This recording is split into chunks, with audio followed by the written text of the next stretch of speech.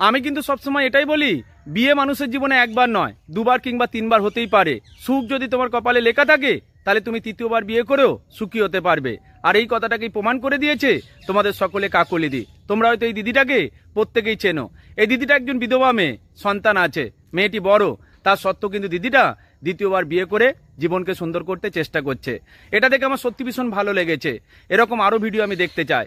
যে সকল মেয়েদের জীবনে কষ্ট রয়েছে, যে সকল মেয়েরা স্বামীকে হারিয়ে একা হয়ে গেছে, তারা দ্বিতীয়বার রিস্ক নিতেই পারে। তবে একটা জিনিস আমার খুব চোখে পড়েছে, এই কাকুলিদির স্বামী যখন ভাত কাপড়ের দায়িত্ব নিচ্ছে তখন মেয়েটাকে পাশে রাখলে সত্যি ভীষণ আমার ভালো লাগতো।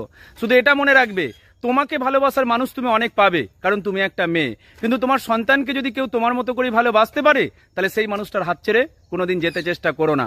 যে মানুষটা তোমার সন্তানকে সত্যিকারে ভালোবাসবে সে তোমাকে ভালোবাসতে বাধ্য থাকবে, কারণ সন্তানের সুখটা যার কাছে বড় সে তার মাকে অবশ্যই ভালো রাখার চেষ্টা করবে। এটাই সত্য। ভালো থাকবেন প্রত্যেকে।